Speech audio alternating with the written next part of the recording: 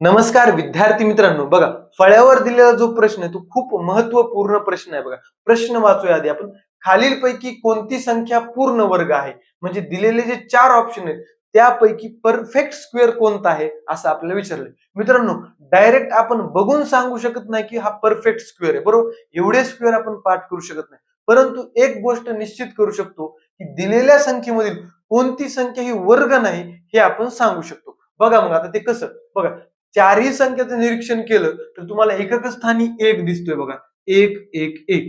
मग बघा, जेव्हा एखाद्या संख्येच्या एकक स्थानी एक येतो तेव्हा त्या जी स्वतः संख्या असते तिच्या एकक स्थानी एक तरी असतो किंवा 9 तरी असतो. बघा मग कसं. समजा आपण एक संख्या घेतली 21, इकडे घेतली 31, बरोबर. याचा वर्ग किती येणार मित्रांनो? बघा, 441. 31 चा वर्ग किती येणार?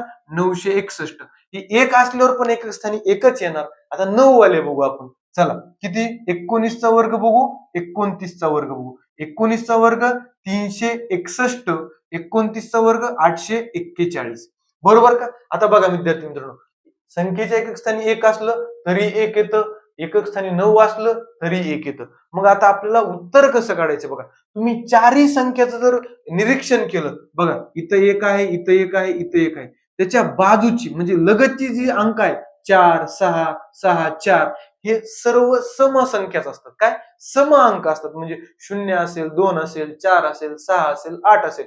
विषम अंक नसतोच. तुम्ही करून बघू शकता कितीही संख्येचे. मग बघा इथं मित्रांनो, इथं 7 आहे, विषम जमतंय का? म्हणजे हे वर्ग नसणारच आहे. 3 आहे, जमतंय का? नाही.